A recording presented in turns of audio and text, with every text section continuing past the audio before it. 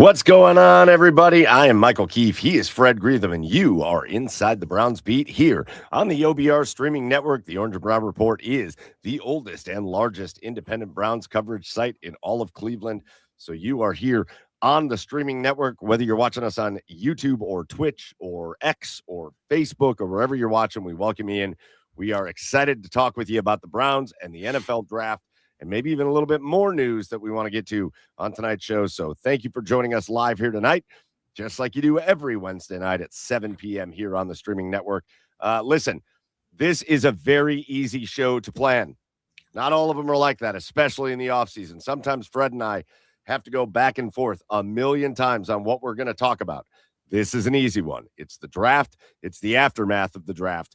But we still want to hear from you, so get into the comments and let us know your thoughts on the draft as we go through here on what you liked, what you didn't like, what you wish they would have done different, and we'll try to hit on some of those, and if you have questions as well. Fred, it was a long weekend for you out there in Berea. You were there in the building the whole time. Now you've had a couple days to just kind of sit back, look at what the Browns did in the draft. Remember that turkey that you bagged on the first day of turkey season. But how's it going? How are we feeling?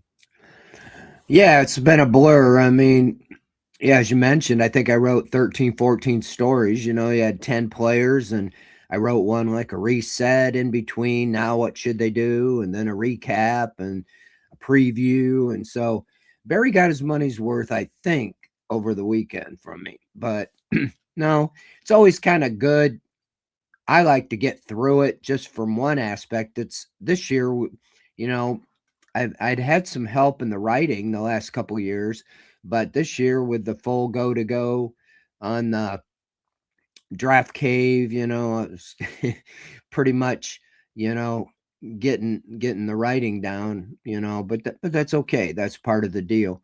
But I like to get behind it. So now we actually have some names and faces and hands-on to talk about. I mean, we talked about, but it's all theory. You could talk about Carnell Tate forever, but if he isn't on the Browns, big deal.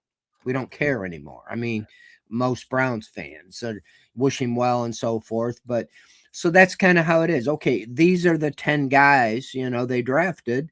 Let's take it apart. Let's look at it and see how they fit in and so forth. So I think the Browns did extremely well. I give Andrew Barry credit. I mean, we've talked about this. We beat it to a dead horse that they needed to finally address the reason their offense has been so bad, the offensive line and playmaking wide receivers.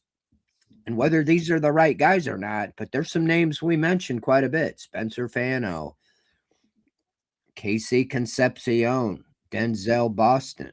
And so I really can't be critical because and not only that, he traded down, which we said he'd probably do.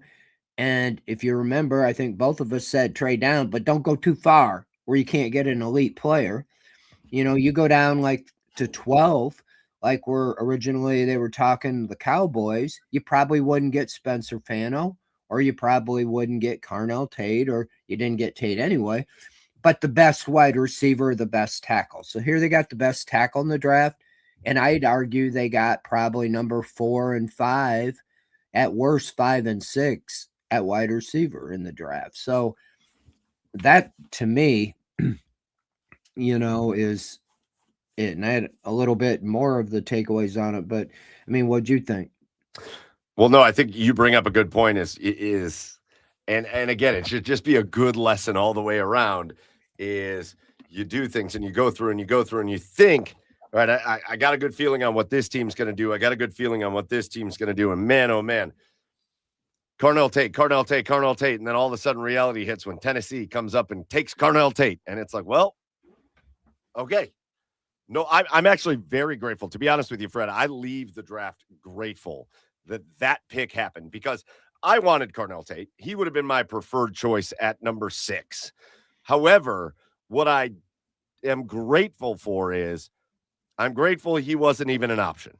I'm grateful. So now we can go forward and we don't have to look back in hindsight and say, well, you could have done this because this guy was better. In hindsight, we got a clear path forward because the one guy I think more Browns fans wanted than anybody else was off the board at number 4. Like, see you later, not even an option.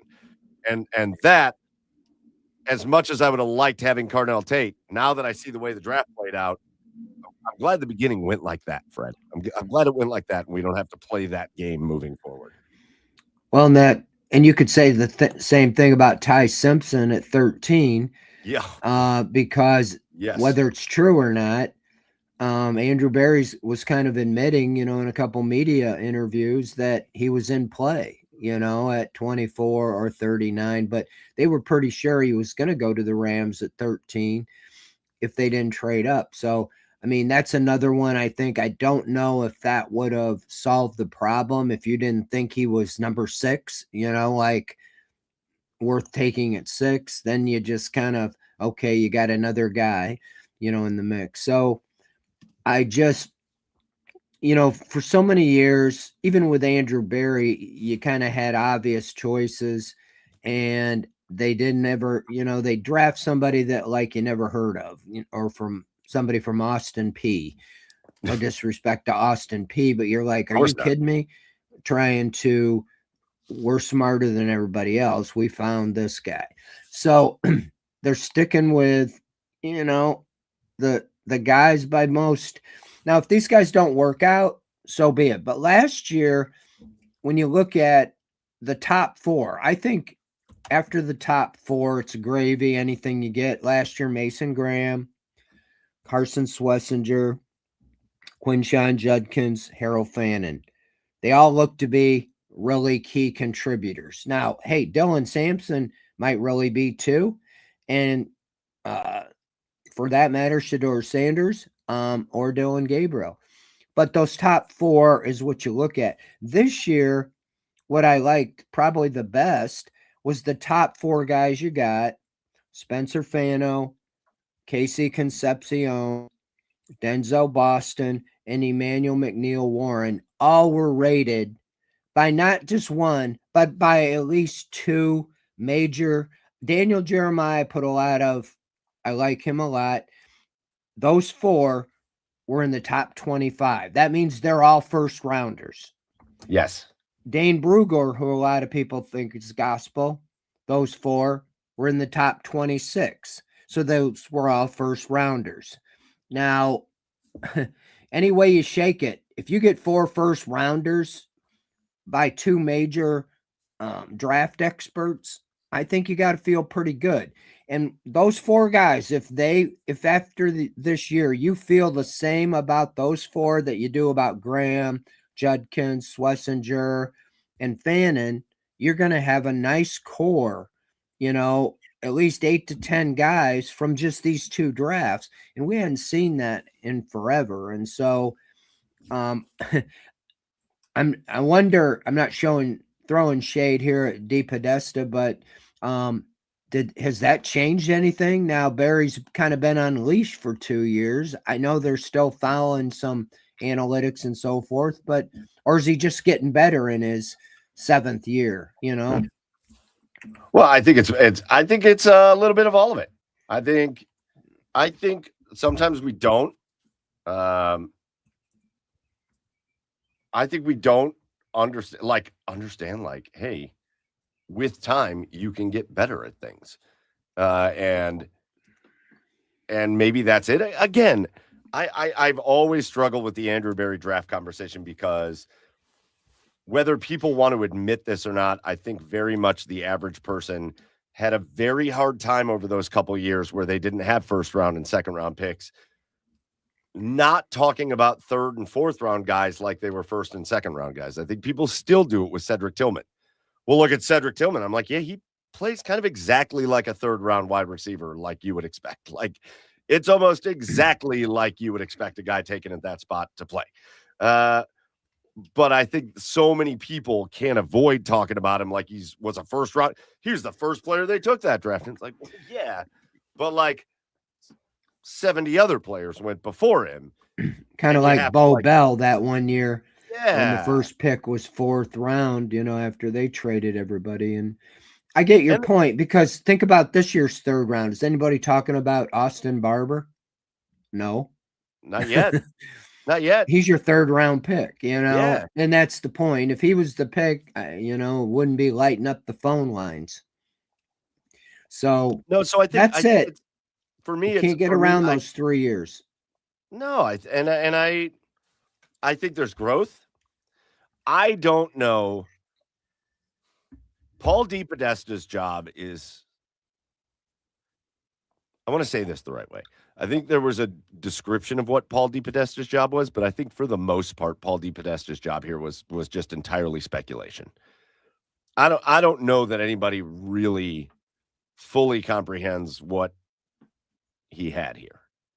What was his position? How big of a pull did he have? He obviously had something. So it's hard for me to go into like, well, Paul DePodesta's gone, and now look. But maybe there is something to it. But I also just think, yes, you have Andrew Berry just getting better at this. But I also think I think Catherine Hickman deserves a lot of credit for the way that they're approaching this. I think Glenn Cook uh, deserves a lot of credit for the way that they're approaching this. I think they have a pretty good front office with a lot of talented people that are approaching the draft in a much more sensible way than what we saw them do, especially early on. And last year it paid major dividends. Hopefully this year it pays dividends as well. Uh, Fred, so let's do this real quick. Let's go through it and let's talk about this Browns draft because, again, lots of positives being said around Browns world when it comes to the draft. But here it is. It's a little fuzzy, but I'm just putting it up there anyways. So again, round one, they trade down, they gain some assets, and they walk away with Spencer Fano. Then rounds 2 and 3, they double up, Fred. It's something we talked about all the way through. They double up on wide receivers. They get Casey Concepcion. They get Denzel Boston, two guys we talked about a ton, and they grab both of them. Then they come back into round 2 and they trade for the pick to select Emmanuel McNeil Warren, the safety out of Toledo that some draft analysts had ranked as high as 15th in the entire class. They get him at pick 58. And then again, we talked about them doubling up on wide receivers. They double up on tackles. 2 out of their first 5 picks are tackles when they get Austin Barber, the tackle veteran player out of Florida. Then they come in day 3 and they take Parker Brailsford, and I'm very excited to talk to you about Parker Brailsford. I think he's actually one of my favorite players, or one of the players I'm most excited to talk about with you, Fred. They get Justin Jefferson. That was a funny moment there for a minute when somebody on the draft cave was like, oh my gosh, the Browns just got Justin Jefferson. Not that one. It's the linebacker out of Alabama. There he is on screen there. And then with 2 of their last 3 picks, they double up on tight ends. They get Joe Royer. They get Carson Ryan with their last pick. And they did wind up taking a quarterback in Taylon Green, the athletic freak of nature out of Arkansas. So that is the draft class. And Fred, let's just walk through it. And you guys in the comments, let us know what your thoughts and whatever are on each pick. But let's go back to round 1. Let's go back to how excited we were Thursday night. The Browns with the 6th overall pick felt like the world was their oyster. They get to the pick, and it feels like really only one player they were super mega interested in went off the board when Carnell Tate went. And then we see the trade down. And I got to tell you, well, Fred, you tell me. First thing that came to your mind when you saw the trade, the details going back with KC to pick 9, what was your first impression? That they were going to take Tate. I felt like, okay, let's trade down. We were going to go. Now, whether they were or not, I believe Todd Monken. He's a straight shooter, what I've seen. He hasn't given. And he said when he came down, not filtered, he said that was the guy we targeted. And I give credit because Andrew said we could still get him at 9. And that all made sense. And so, now Barry's saying there was 3 guys that they were considering at 6 if they didn't trade, and Tate was one of them. So, like you said earlier, I can't argue with this. I felt all along they needed to get the stud tackle, and the more I look into him, it's like I think when they were at the beginning of the year, everybody was talking about. I heard the name Fano about if the Browns could get a left tackle like Fano. Now I realize he played right tackle the last couple years, and And they talked about him playing guard and all these things. He just seems like a great football player, and and he's going to be one of your main guys. And that they were not ambiguous. Todd Monken said he's the left tackle. So okay, let's see what he can do. And so I think it was a great pick. I mean, they wanted to overhaul the offensive line. They spent all of free agency basically trying to overhaul the offensive line, but left one big hole. Well, they filled that big hole, at least on paper. And so I don't see, for all the people, how many times when you're just talking to your friends, well, the Browns need a new offensive line. Well, they need a new offensive line. Well, they brought in 8 new guys. They drafted 3 offensive linemen and signed, 3 free agents and traded for one. Maybe it's 7 or 8 offensive linemen. So how can you be upset? Now maybe they didn't get the right guys, but Fano, I think's a great pick. And if he can just, be in the same conversation as a Joe Thomas, that's one thing you don't have to worry about for 10 years. Well, think one thing that's interesting, when it comes to that first pick and when it comes to their strategy at number 6, I probably would have said the same thing, but if you did not read it, I would highly encourage everybody watching this.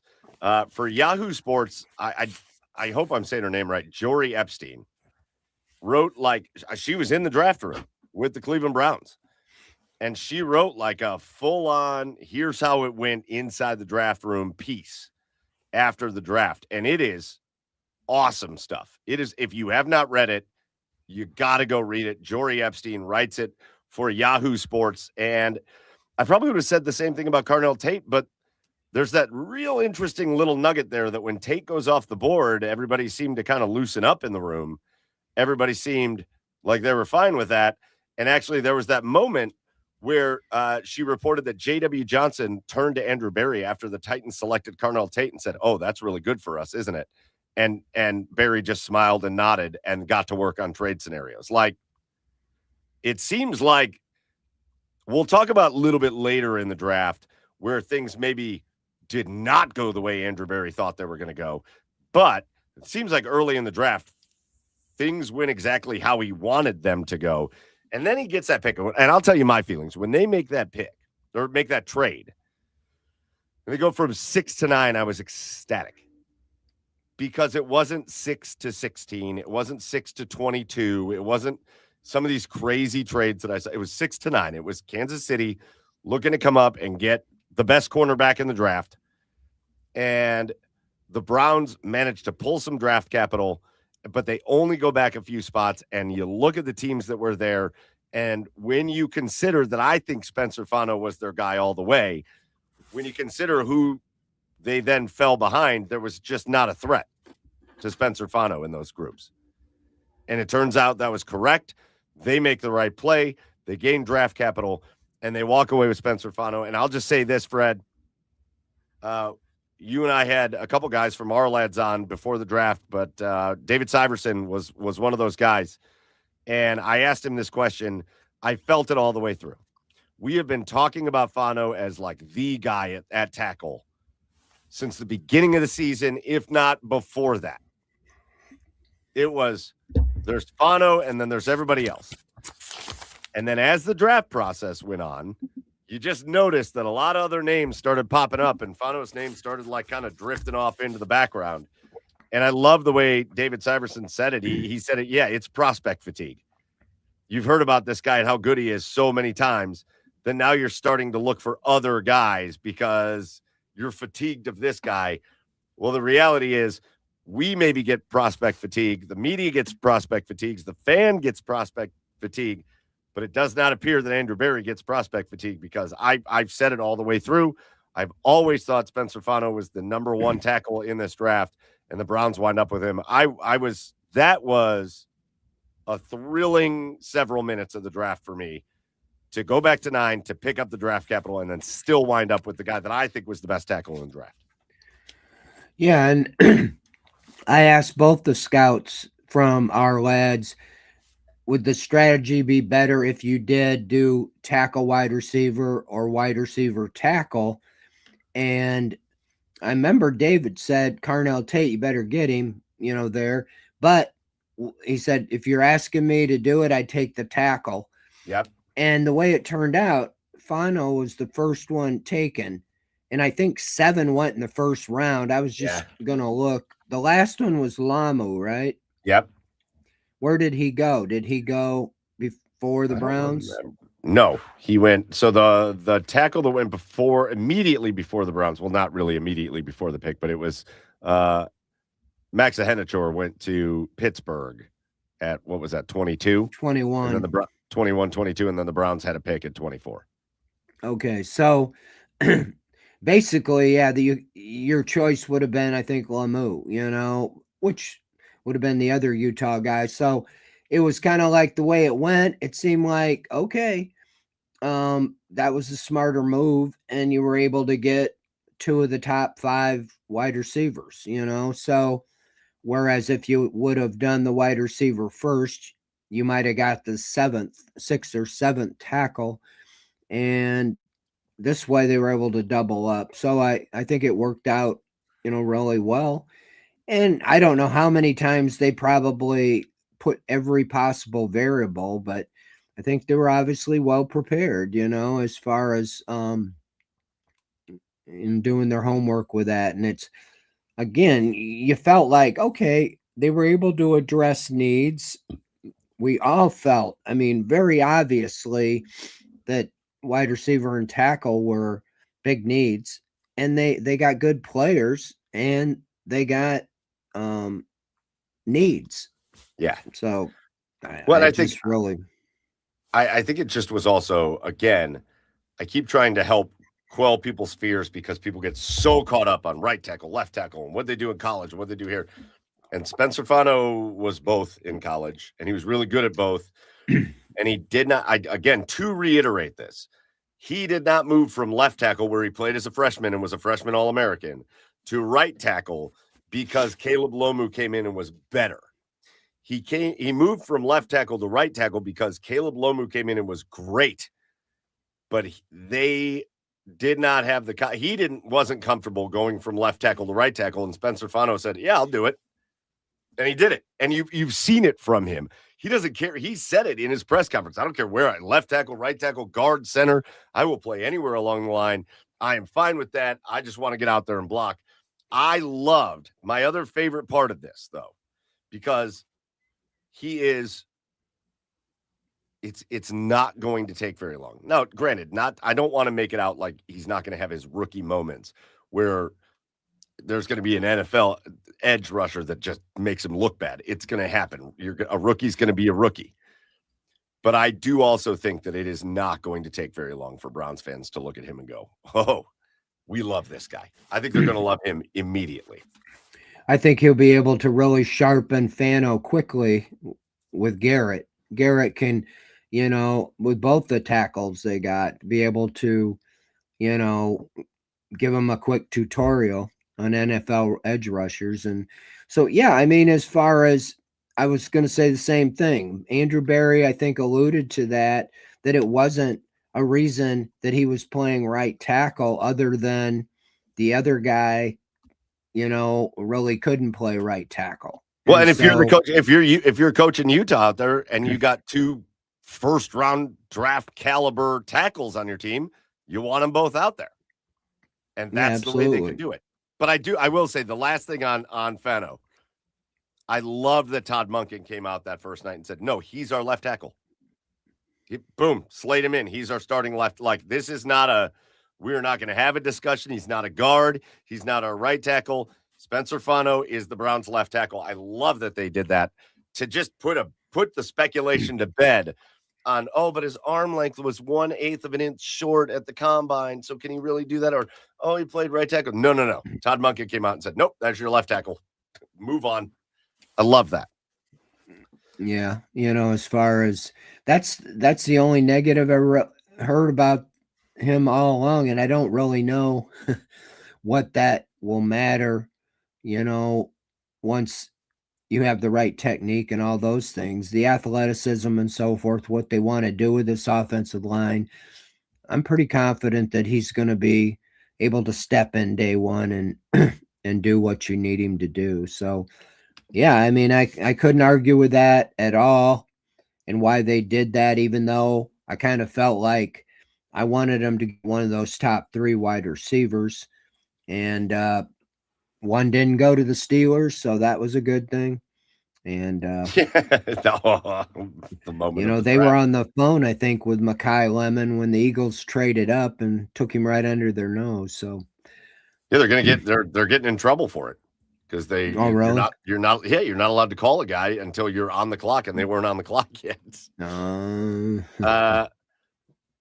Okay, so then we go to the next 2 picks, and we can kind of lump them in, Fred. You got your left tackle, Spencer Fano, the man. Then you go to the next 2 picks, and they come out at 24, and questions about what they're going to do. Wide receivers are there. A lot of people, it was tense moments there because I know a lot of us, myself included, were like, all right, okay, Lemon's there. Pittsburgh's coming up. Go get him. In the end, it was Philly that went and got him. Pittsburgh makes the play for a Hennichor. Then who came right after that? It was like a Hennichor. Akeem Mesidor went to the Chargers. Malachi Lawrence went to the Cowboys. And all of a sudden, the Browns are back on the clock, and the only wide receivers off the board are Carnell Tate, Makai Lemon, Jordan Tyson. And they come out to the podium, and they take Casey Concepcion. And yes, I was excited. Yes, he is an Aggie. And yes, he's a home run hitter. And he got me going. I was pumped. I was ready to go. I was running laps in the draft cave. I know some people were talking about that in the comments. But pretty quickly, some people's trepidation about some reports about Concepcion came out, right, Fred? So you get this guy that is a home run hitter of a wide receiver, but he comes in, I think his drop rate was 9.4%, which was one of the higher drop rates of the wide receiver class in college. And man, oh man, did everybody hone in on that with Casey Concepcion. Tell me about your thoughts, Fred. What were your thoughts when you saw Concepcion? Well, yeah, originally, I know he's a playmaker. I saw the highlight tape, the punt returns, electric player. The drops, I immediately went to Jerry Jeudy, in my mind that, okay, Andrew Berry likes these very fast guys. He doesn't worry so much if they can catch the ball. I mean, I'm thinking of Anthony Schwartz and Jerry Jeudy of recent. And so is this the type of guy that they're adding? But Monken again said the problem I think he alluded to in talking to Barry that we see the cause of his drops and it's fixable. We'll fix that stuff, So I like the comparison with Zay Flowers. I like a lot of those things. That's what you need. I preferred at that point. I actually wanted Boston of those 3. I think I wrote in my, I had 2 tracks in my projection. I had, if they took the wide receiver first, I had Tate and then take Omar Cooper. But if they took the tackle, I said Spencer Fano, or whatever the other way around. No, I had for the Tate and Monroe Freeling. If they did what they did, Fano and then Omar Cooper. So watching him, I watched Carnell Tate way more than I did Casey Concepcion. Take the fan out of this, but what you see, talk about his game and the drops and what they were making a big deal out and what you saw. Yeah, so as somebody that watched all of his snaps with A&M, I was always confident that when the ball went to Concepcion, he was going to catch it. Always. And when it comes to drops, here's what I'll say. We bring up Jerry Jeudy a lot. So go back to not last season, but the season before. Jerry Jeudy had 13 drops. He had more drops 2 years ago than he had last year. He had 13 drops 2 years ago. But he also had 90 catches for 1,229 yards. Like, I guess my thing is, it's kind of like in the baseball conversation. If you're going to hit 245 with 4 home runs and 40 RBIs, I don't like you so much. But if you're going to hit 245 with 30 homers and 100 RBIs, I'm good with 245, right? Yeah. And I bring that over to this. If you're going to drop 10% of the passes that get thrown to you, but you're only going to wind up with 40 catches for 400 yards and a touchdown, we're going to have a problem. If you're going to drop 10% of the catches that come to you, but you're going to wind up with 80 to 90 catches, 1,200 yards, a handful of touchdowns, whatever, I'm going to live with the drops. I'm going to be okay with it. And that's where, if you want to make a Judy comparison, maybe I don't think he's really anything like Jerry Jeudy. He is much more electric with the ball in his hands. I do like the comparison to Zay Flowers, but he's bigger. It's my thing. I don't know. I keep getting people well, he's not a number one wide receiver. What does that mean? What does a number one wide receiver mean? No, there is no such thing in football as a number one wide receiver. The number one wide receiver is the guy who winds up that season being the best wide receiver, right? Like, that's who your number one was. Yeah. Is he a number one? Yeah, he's not small. People talk about him like he's small. No, he's not. He's 5'11". We talk about Zay Flowers. He's 2 inches taller than Zay Flowers. Jamar Chase is 6 feet even. He is an inch shorter than Jamar Chase. He's not like some little tiny guy out there. I had people saying he was a gadget receiver. No, he is not.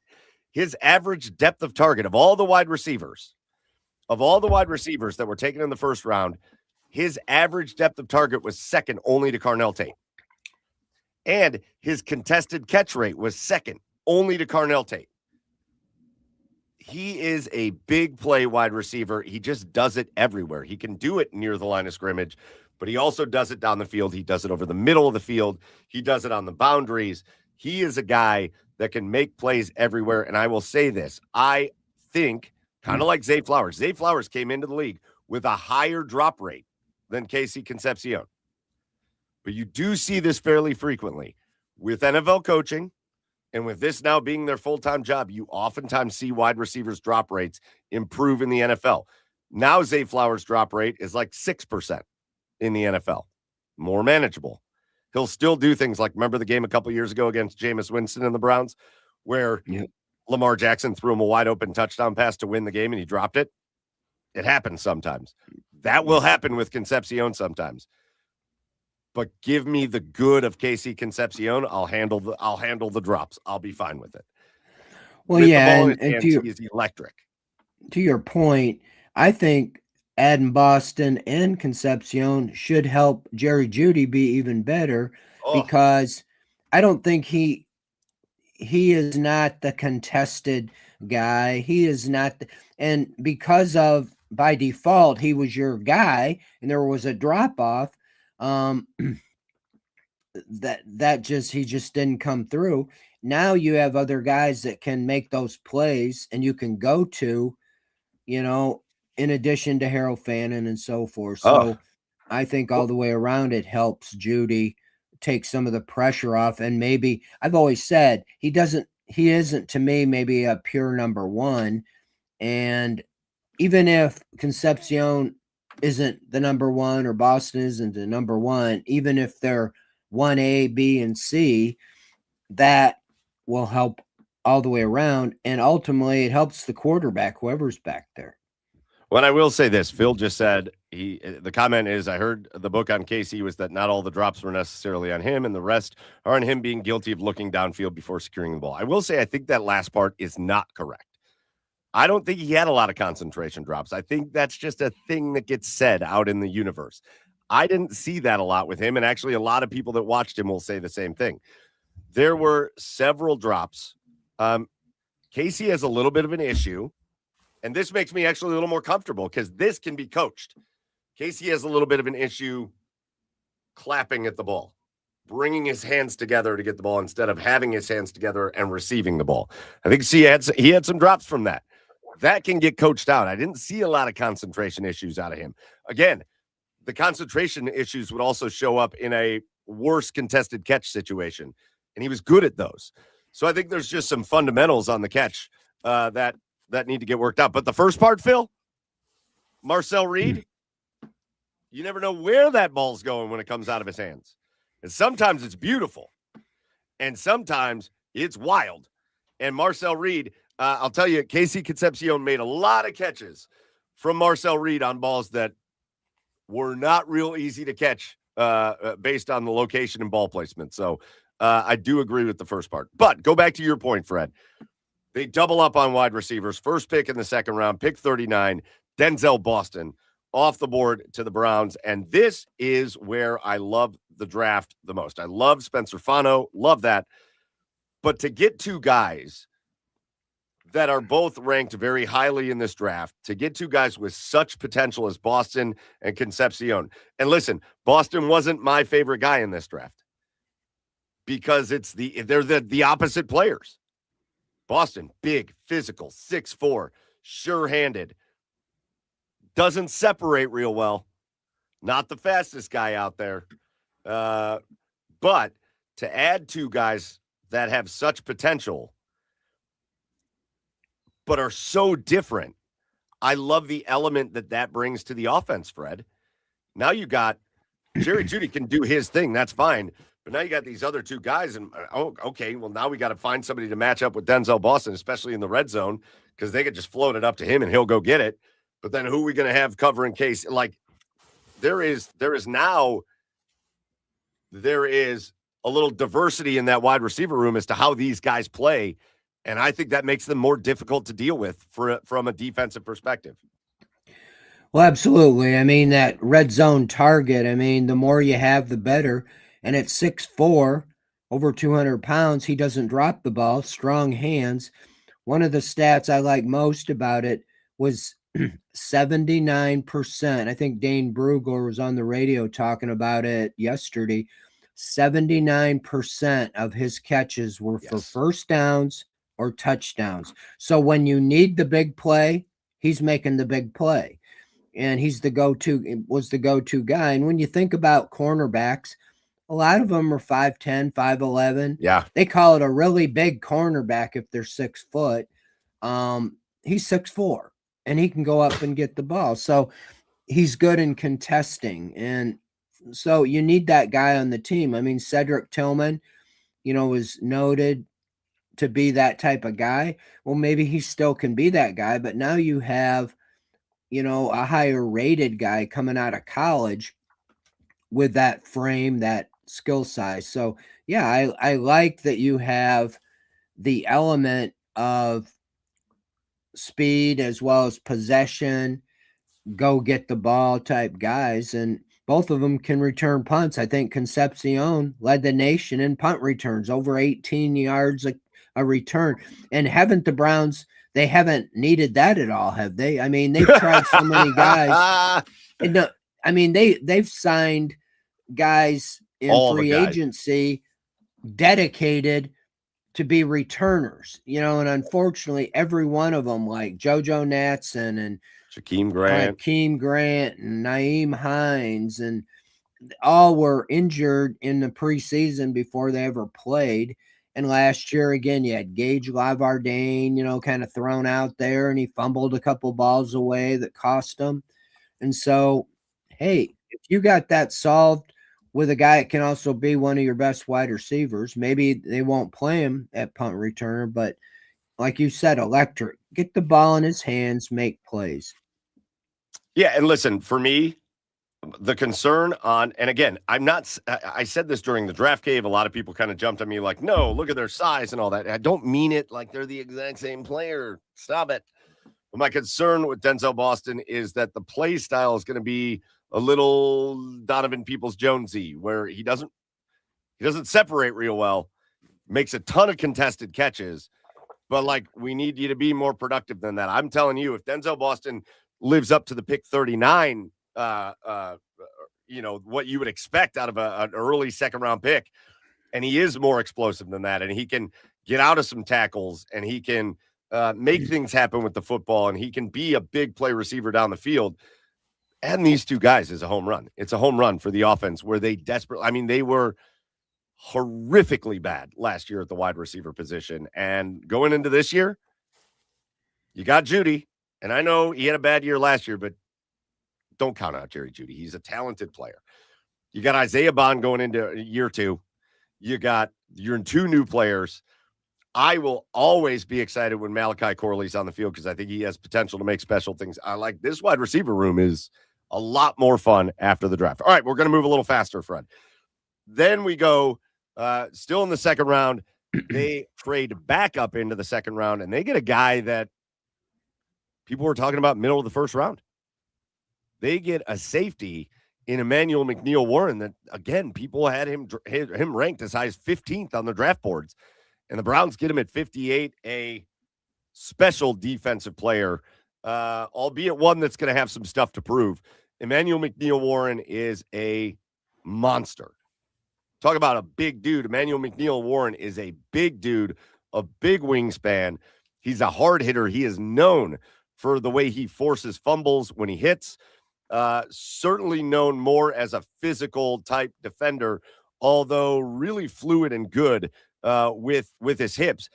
Where you love Emmanuel McNeil Warren is, I think he's really interesting because here's a guy that went into the combine and the combine hurt him.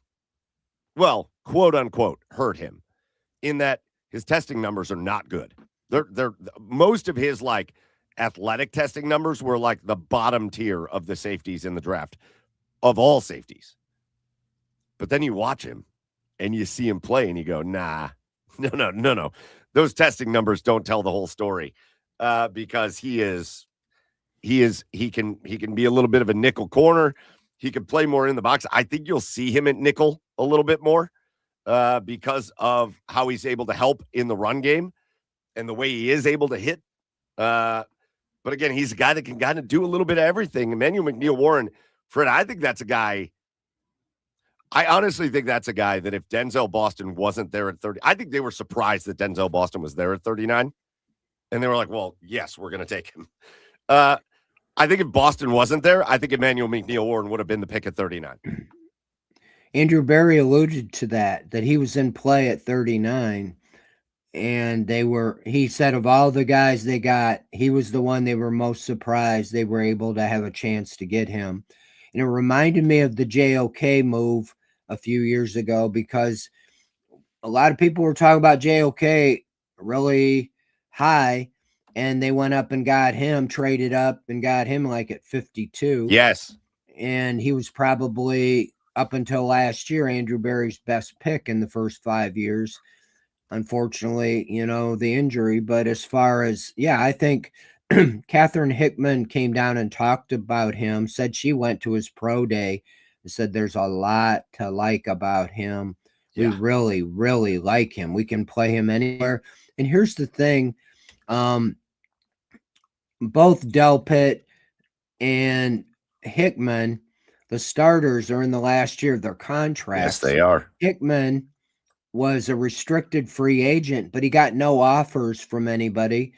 The Browns did not put a second round or third round tender, so they could match anything he got, and nobody liked him enough to offer him something the Browns wouldn't match. And so I'm not saying they don't dislike him. I think they do like him and would like to keep him. But Jim Schwartz and Mike Rutenberg want to play three safeties. Yes. In fact, I think you'll see him playing more three safeties with two linebackers. Yes. And so you need three safeties. You only have Delpit and Hickman. Now you got McNeil Warren.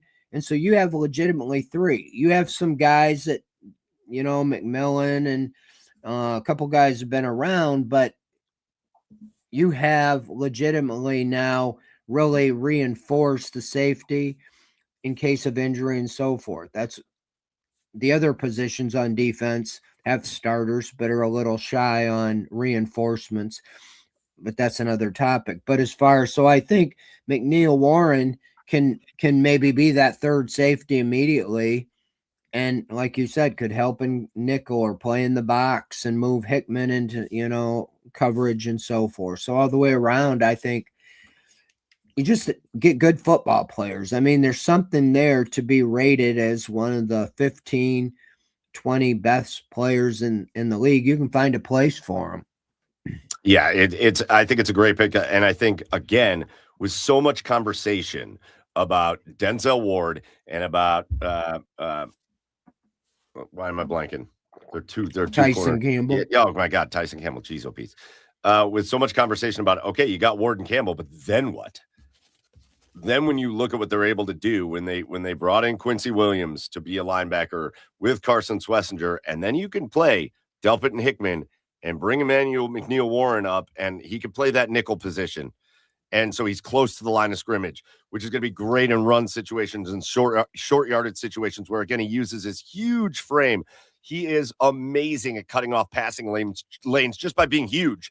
I think it just adds. I think, people are still talking about what's the next corner. And I think they still have areas they need to address this offseason. But I think you'll see him lined up in that nickel position a lot. And I think he's going to be great there. So love that pick. Then the Browns go back to the offensive line. And I think a lot of people were surprised in the third round to hear Austin Barber's name because I never really saw him overly connected to the Cleveland Browns in Austin Barber. And then at the beginning of, I shouldn't say the beginning of round 3 or round 4, they didn't have a pick at the beginning of day 3. But once they got to their pick in the 5th round on day 3, they double up on offensive linemen, or I guess triple up, and they bring in Parker Brailsford. Fred, in my opinion, I'll let you tell us what you think, but in my opinion, the plan for these two guys is pretty dramatically different. I see Austin Barber as kind of developmental, which is maybe not what you want to hear in the third round, but as a tackle, he's not a super polished, refined guy. He's a pretty darn good run blocker, not a great pass blocker, but certainly kind of a leader in that Florida Gators locker room. That's what he was known for. And so I think they're banking on him to develop because, yes, you've got Spencer Fano, but who knows how long Titus Howard's going to be around, a guy that you traded for. So I think you drafted Barber to kind of add depth to the tackle position. And then I personally think Parker Brailsford is going to be pretty much from the jump the favorite to start at center this year. That is my opinion. I think they want Elton Jenkins to move over to right guard. I think that's where they think he is going to be better. And I think Parker Brailsford is a very experienced, kind of ready-made jump in their center. I think they drafted him to be a starter. I agree with you. It might not be day one, but captain of the Alabama, offense and a leader, very athletic, and that's what they want with these guys on the offensive line. And I think that George Warhop, the offensive line coach, said, look, this is a guy we want. And a lot was said because he's under 300 pounds, but I think it's like 290 or something like that. He was up to last time he got measured. Last time he got measured, he was 299. Yeah. And so right now, Luke Whippler is the only guy you have. They have Kendrick Green, who was there during minicamp, but I agree. I think you would rather, Monken said we'd like to have Elton Jenkins out at guard. And that's where he was a Pro Bowler twice. So if you can get Brailsford up to speed and he can be your starting center, not only do you have a long-term future with Fano and Brailsford, I think that you can develop Barber. And you got DeJuan Jones, who, I like that they didn't just hand, him a job like they did last year with him and Cedric Tillman. I think they learned from that. We just got to get more guys here and can't count on some of them. And so now DeJuan might just be the swing guy, or Barber can be a swing guy. And they've talked about Barber could even play inside, maybe guard. But you get him in the third round. I saw LaCharles Bentley former Buckeye, works with offensive linemen, compared him to Ryan Tucker. Now, I'd take that every day, as if Right. Austin Barber becomes Ryan Tucker long term. And so the Browns can develop him a little bit. It tells you a little bit about Zach Zinner. I mean, Zach Zinner, in my opinion, should have been, here's the captain of the national champion, Michigan team, and you Yeah. draft him in the third round. And people I'm talking to said that he's really not ever recovered yet from that ankle or that injury. And so that's unfortunate, but that tells me that he might be fighting for his life to make this team with adding 3 offensive linemen, in the draft, in addition to 3 interior guys you signed. So yeah, I like adding like you said, in the top 3 rounds, 2 wide receivers and 2 offensive tackles, which was the biggest need. And so, I can't argue with that. And I think Brailsford, is a specific, what I heard his description, that about 20 teams don't run the type of offense or offensive line that the Browns are going to. So it's, you can't look at him and say, well, he's no good because he's a 5th round pick. That there wasn't that much of a demand, for a center. Yeah. That with 10 teams, all the way around that run this type of offensive approach. So yeah, we'll see. We'll see if he picks it up, but he sounded pretty sure of himself. And you're a captain at Alabama. You're probably a pretty good player and pretty good leader and can pick up an offense and go with it. Now, the rest of the draft, they go with 2 tight ends. They get Joe Royer, who I know a lot of people are excited about because Joe Royer is a fantastic receiving tight end. There's a big problem with Joe Royer coming in.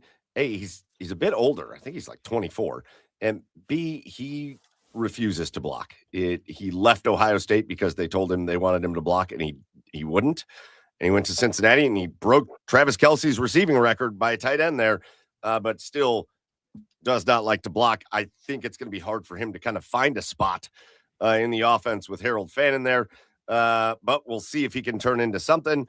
They go with Carson Ryan with their very last pick of the draft, kind of more of that traditional tight end, but he's a little bit smaller. Again, a 7th round guy. If you get anything out of him, it would be fine. They go Justin Jefferson, a guy that I think they almost had to catch themselves, Fred. You were in the press conferences. I think they almost had to catch themselves because you don't want to come out and say, we just drafted a guy to be a special teams guy, right? Like, that's never what you really want to say. I think they had to catch themselves a couple times. I can't remember who was talking about Jefferson, but I think they came out and kind of right off the bat said, like, he's going to be great on special teams and make some plays on defense too. Like, it kind of went like that, but he's a freak. He's 4'4", 40, big, heavy hitter kind of guy, speed all over the field. But I would imagine that draft pick is, and I don't know what's wrong with saying, hey, we had the worst special teams on the planet last year.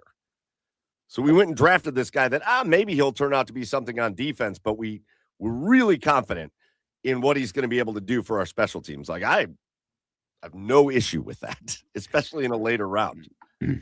Yeah, out of the SEC, a lot of special teams, and he talked about it when we interviewed him, that he really loves playing special teams, and that's your ticket. Many guys break in the NFL with special teams.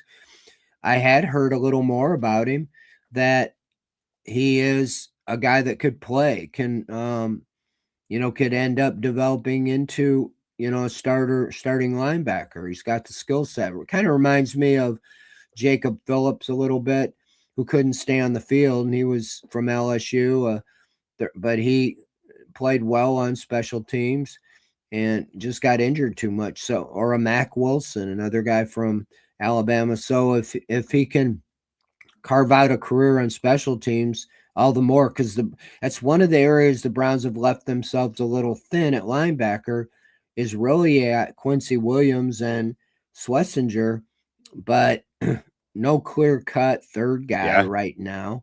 You got Bookie Watson, who didn't play all last year because injury. Winston Reed, who didn't play all last year because of injury. Because you let Diabate leave, and Bush left as a free agent. So you're going to have to get something. So it's a wide open opportunity for Jefferson to find a role here. Yeah. And then lastly, they do walk away with the quarterback. They get that pick in the 6th round, the first pick of the 6th round, and they grab Taylon Green, the quarterback out of Arkansas, who is the athletic freak of nature at quarterback. He's big, he's long, he's fast. Oh my gosh, what do you run, a 4.3 something, 4.36 or something 40? He is outrageously fast. He put up really good, solid stats at Arkansas. And I can tell you, I had a lot of people asking about this. And again, as a guy that, my team plays Arkansas every year, I see him a lot. There's plenty he has to come in and learn. I love this as a project quarterback for the Browns. I would anticipate, unless something weird happens, I would anticipate, well, I mean, maybe they find a role for him because of the way he is just so gifted athletically and how fast he is. Maybe they are able to find a role for him in maybe kind of goal line situations, things like that.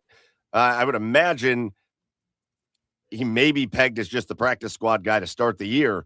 But there's a lot he's got to work on. He's not overly accurate. He turns the ball over too much. It takes him forever to throw the ball. Once he starts his windup, it takes a long time for him to get rid of the ball. But he's got a big arm. And it's just I like the way they talked about it. They took a shot. They love his traits. And Todd Monken was very honest about this, Fred. When you get to this point in the draft, you're looking at the traits, and he's got some elite traits for them. And I think they're going to have a little bit of fun with him, seeing if they can develop into a player that, maybe he never turns into anything other than a backup. But if they can develop into that, it would be a pretty good success. Yeah, Monken kind of went off a little bit unscripted, saying, use the term wildcat and different things to use him. If he was even a gadget player, I think if you can find a niche and carve it out for him. Now, I don't know if you can keep him on the roster. Not too many would keep 4 quarterbacks on the roster, but if he can do other things, think about the Browns last year in short yardage. They went to, the wildcat with Judkins was the back taking the direct snap. And he, if you had a guy like Green with that 4.3 speed, you can do a few things. And even if it's just a pop pass, when near the goal line, that he can, come up and pop the ball or here. So I think, what's wrong with taking a shot here? He rushed for like 800 yards. Yeah, he threw 35 interceptions, so he's not very accurate. So see what you have, and this is where the coaches, see if you can carve out a role for him. I mean, you talk about athleticism. I think his time was the fastest of a quarterback since 2003 at the combine, and I think his vertical and all like these measurables, like he set combine records, in like 3 departments. So no question he's got the athleticism. Now they're not playing basketball, but if you can find a way to carve out a role, short yardage type role, and Monken, you saw he's kind of creative.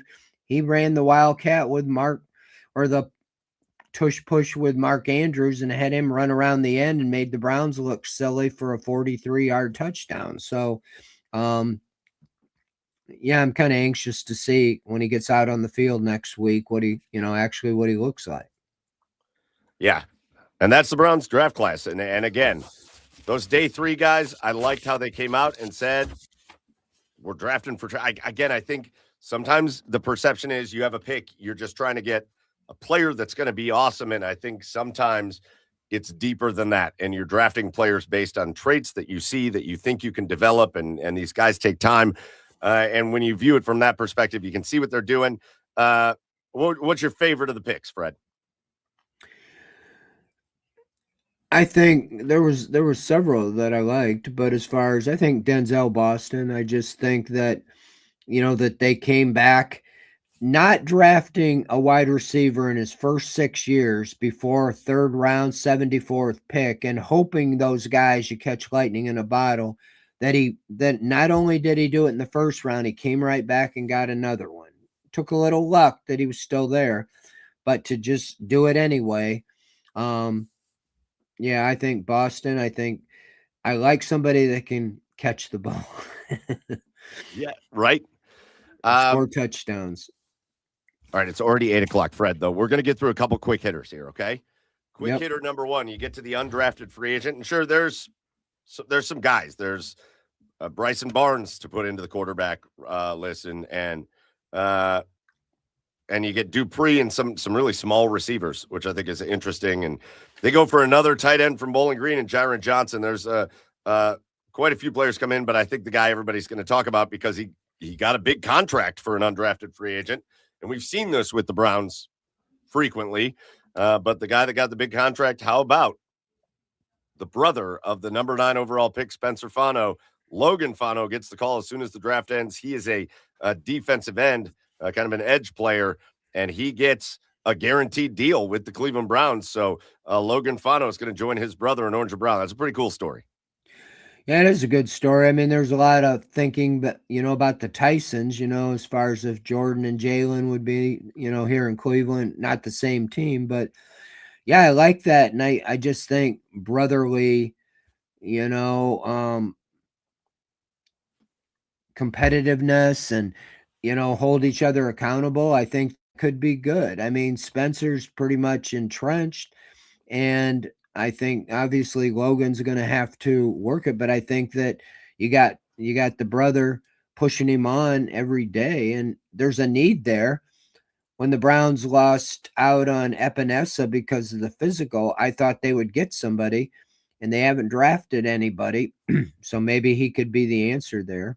Um, they've left themselves thin at cornerback and linebacker and defensive end, and so the last few years there's always been two or three undrafted guys that step up and make a name. Aiden Huntington last year, and there's a couple of those guys the year before. Diabetic, Ronnie Hickman. He worked himself into a starting role. So those Isaiah are Bond, yeah. those are gold for the salary cap if you get an undrafted free agent to not only make the team but to end up being a player. Okay, again, quick hitter 2 of 3. The Browns made a signing, and it's a position that Todd Monken has been pretty clear that he wants addressed, and they do address it with a veteran, a guy that's got a Super Bowl ring. 12th year fullback Michael Burton joins the Cleveland Browns. They bring him in to be a lead blocker for this Todd Monken offense. And yeah, this is a guy that he's played for the Lions. He's played for the Bears, the Commanders, the Saints, the Chiefs. That's where he won a Super Bowl, and most recently the Broncos. So just talk about what you heard, what you've seen on the Browns signing Michael Burton to be a fullback. Well, I think you see what Todd Monken wants. Like they went after Patrick Ricard, who he had with the Ravens, who ended up I think going to Harbaugh. Went with John Yep. Harbaugh to the Giants, and so I'm not surprised that the more traditional fullback. I think they want to run the ball. They got some offensive linemen to run the ball, and with Quinshon Judkins, Dylan Sampson, and Sanders back there, I think that's doesn't surprise me a bit. I think you're going to see them backfill the roster a little bit now. Like I mentioned, cornerback, linebacker, Yes. defensive end. They all have these lists of 30 something type guys. I saw Shelby Harris went today I think he went to the Giants. He did. There's always guys like that. And I wouldn't be surprised if, some of them wait and they can pick and choose. Other guys get a little antsy. And so Shelby Harris was a training camp signing after they were in Greenbrier. I think Jim Schwartz said, hey, go get him. They see what they have. Sometimes it's in training camp. Malcolm Smith was a linebacker they brought in the middle of training camp, and he was the second leading tackler. So these 30 something, I just call them that. They might be 29, but there's a reason they're not, they get a little older, they can still play. So I think they'll fill out the depth with those type of guys. I do want to throw this comment up here. Hard pressure. I agree with this. I pretty consistently had Tyreek Sapp from Florida in mock drafts that I was doing because he is a good player and there's a lot of potential to the kid. And they bring him in as an undrafted. That was probably I love Logan Fano coming in, but this is probably wasn't probably my favorite of the undrafted. And I think Fano and Sapp, knowing that they're a little thin in that area on the defensive end, the edge, both of those guys got a great shot to make an impact. Okay, Fred. So the last thing that we have to address our friend of the show, Mary Kay Cabot, and her report today that she is getting reports that she is willing to throw her name behind, that Deshaun Watson really stood out to the Cleveland Browns in their mini camp that they did, and that there's an anticipation that she's hearing that there's a real good chance Deshaun Watson is going to win the starting job for the Cleveland Browns, and that did not resonate real well.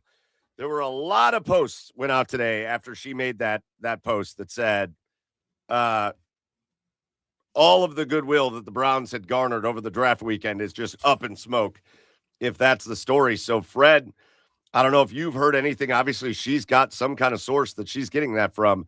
But you also, you've seen some things, you've heard some things. So what's your impression on that report from Mary Kay?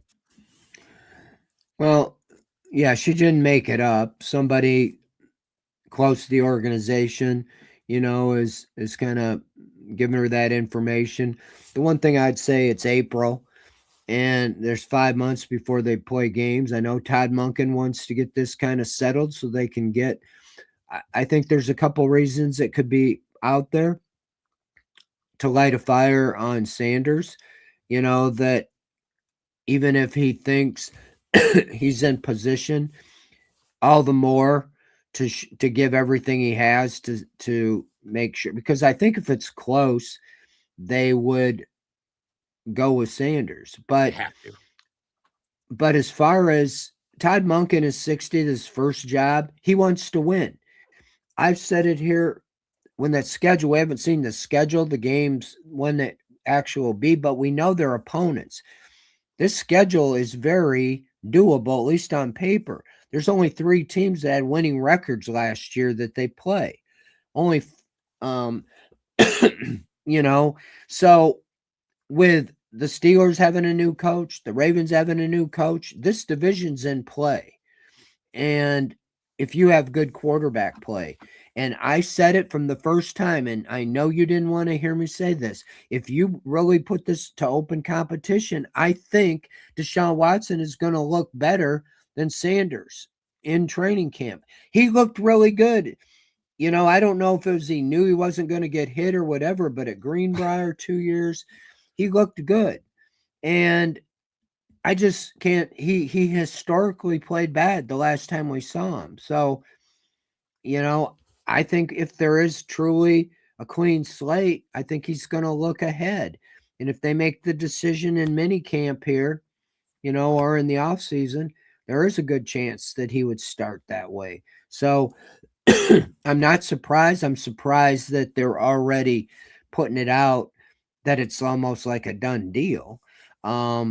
Because like I said, there's several things between now and then. And I heard J.W. Johnson on the radio say kind of the same thing. He brought him up saying he looks really good. And he's looked really good before. I've written about it. He just didn't play good in the games. Yeah, listen, I don't want to be too over the top with it, but if Deshaun Watson beats out Shedeur Sanders, that to me, if you Deshaun Watson, the last time he played was the worst quarterback in football, and then he busted his Achilles twice. If that guy comes back and beats out Shedeur in camp, that to me probably signals the end of the Shador experiment, because I don't know how you come back from that. And this is the last thing for me, with what they did in the draft, with what they did this offseason, the offensive line is addressed, and there's depth to it now. The wide receiver room is addressed. Now you got a fullback for your running game. So that may open things up a little bit. I don't care whether the quarterback is Deshaun Watson or Shedeur Sanders or whatever going into next year, which I hate talking about next year because we don't know what it's going to look like with the draft and all that. But going into next year, what they have done for this upcoming season is said, no more excuses. If it's Shedeur Sanders, you do not get the excuse of a bad offensive line or a bad wide receiver room. That doesn't exist anymore. You have to come out and play well. If it's Deshaun Watson, there's no excuses for a bad offensive line or bad wide receiver room. Whoever the quarterback is, there are no excuses for them. And so if the quarterback comes out and plays terrible next year, then the Browns know going into the year after that, you got to go get your quarterback. But if one of these guys, preferably Shedeur Sanders, steps up and shows that he can play with this group, it's going to be a really fun year for the Browns. Yeah, and you want to play to win. And that's what I say. If Sanders plays, I've said it before, at least you will know if they've got a new offensive line, wide receiver, they got weapons, and they go 2-15, you need all points there to get the quarterback. But you play Watson and you win just enough games so you can't get a quarterback and a guy that's not returning, that doesn't make a whole lot of sense. So it'll be interesting how this all shakes out, because I agree. You definitely cannot be with the attitude we're playing for next year's draft, but you've addressed almost all the needs on offense. You just need some more depth. But if these guys on the offensive line and a wide receiver are close to what they're hoping, you've got now weapons to see what you have in your quarterbacks all the way around. And if they're not the answer, all points next offseason, out trade, free agency, draft, everything is thrown at a quarterback. That's right. And because like you said, no excuses. That's exactly right. All right, Fred. It's 8:12, and I got to get ready for Garage Beers at 9 o'clock. Shameless plug. Garage Beers 9 o'clock. We're going to talk more about the draft. Plus, we're going to talk about the Guardians bringing up their top prospect. The Cavs playing right now. They were getting shellacked in the first quarter, and now all of a sudden they're winning before the end of the first quarter. I don't know how that happened, but we're going to talk about all that and more. So go get some rest, grab a beer, come back and hang out with us on Garage Beers at 9 o'clock here on the OBR streaming network. And while you're waiting for that, get over to the OBR.com, hit subscribe, make sure you are tuned in as our guys, Fred, posting stuff, Pete, Sam, all the guys posting stuff on the website, good articles, plus the great forums on there as well. So get to the OBR.com and hit subscribe. We want to say thank you to all of you that joined us here tonight. The comments were great. You gave us good stuff to talk about. So we very much appreciate you for joining us here on this post-draft edition of Inside the Browns Beat. But that's going to do it for us. He is Fred Greetham. I am Michael Keefe. We'll see you next week at the same time, 7 o'clock Wednesday nights. Until then, as always, go Browns. Thank you.